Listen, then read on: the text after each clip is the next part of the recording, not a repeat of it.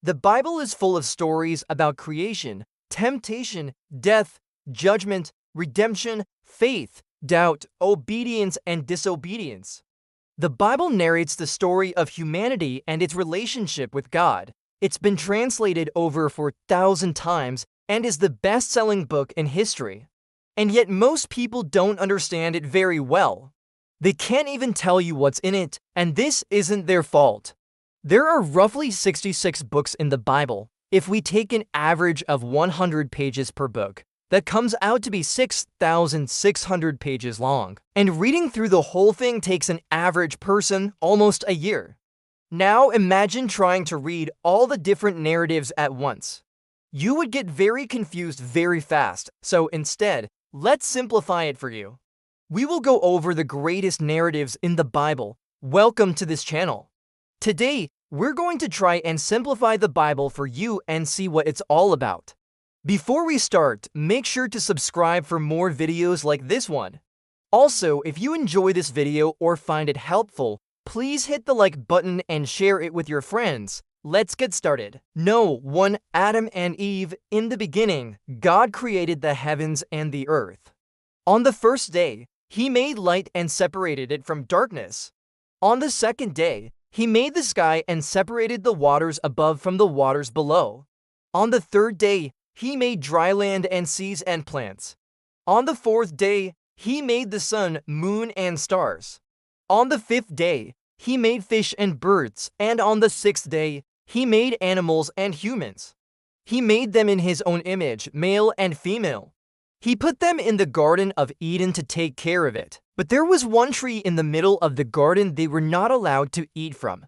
But a serpent came and tempted Eve to eat from the forbidden tree.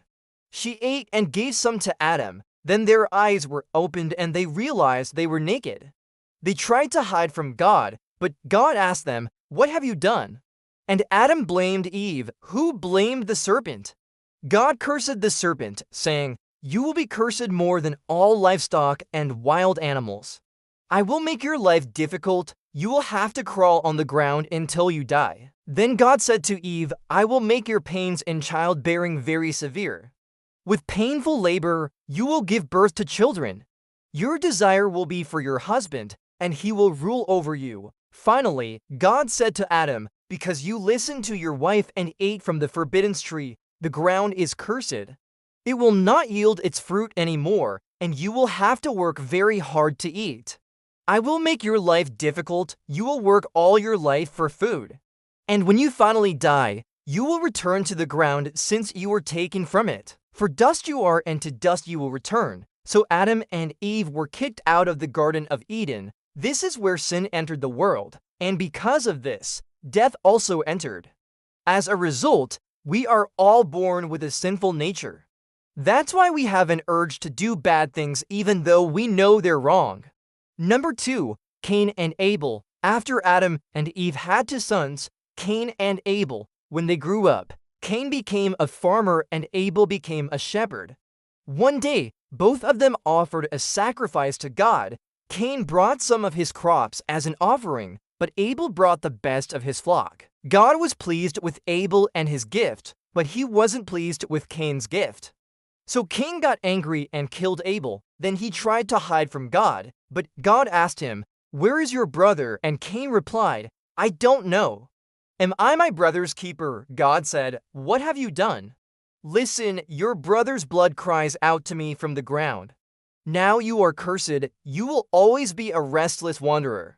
The ground will never again yield its crops for you. Whenever you work the soil, you will only get enough to barely survive and live in exile. And whoever kills Cain will be punished 7 times over." But the Lord made a treaty with him and promised to protect him. Then God banished him from that place. So Cain left the presence of the Lord and went to live in the land of Nod, east of Eden. From this story, we learn that just because someone doesn't believe in God doesn't mean God doesn't exist. Cain built a city called Enoch and continued to have children. Noah, the world became very wicked. And so God saw that the people were evil and corrupt. Every single person on earth had turned away from God. God was sad that He made humans and regretted it. But then He saw Noah, a righteous man who walked closely with God, and he decided to spare him along with his family and some animals. God told Noah to build a giant boat called an ark, which would save him, his family, and two of every kind of animal. Once it was finished, God told him to go inside with all the animals. It rained for 40 days and 40 nights. The water rose and covered everything. All the people on earth died. After 150 days, the water began to recede and the ark came to rest on the mountains of Ararat. Then Noah sent out a dove to see if the water had receded, but it kept coming back because the ground was still wet. He then sent out a raven, but it never came back. After another 40 days, Noah sent out a dove again, which finally found a branch and returned with an olive leaf in its mouth. Noah knew that meant the land was ready to receive them. So he and his family and all the animals came out of the ark.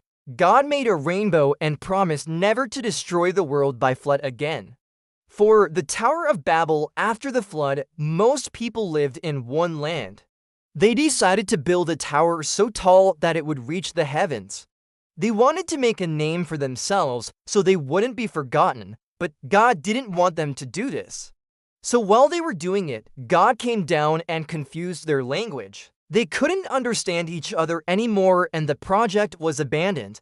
That's why all over the world today, we have different languages and people groups. Number 5, Abraham. Terah, a very rich man, took his son Abram and his nephew Lot and went to a place called Shinar.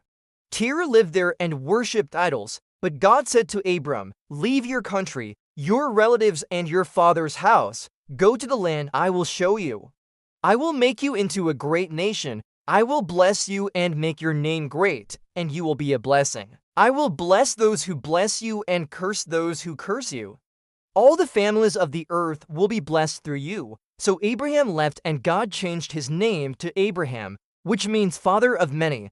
God promised him that he would have a son who would become a great nation. But Sarah, his wife, laughed when she heard this because she was old and couldn't have children. But God kept his promise and she gave birth to Isaac. We hope you enjoyed this video. If you want to watch another video like this one, check out our other videos and comment below which story you would like us to cover next.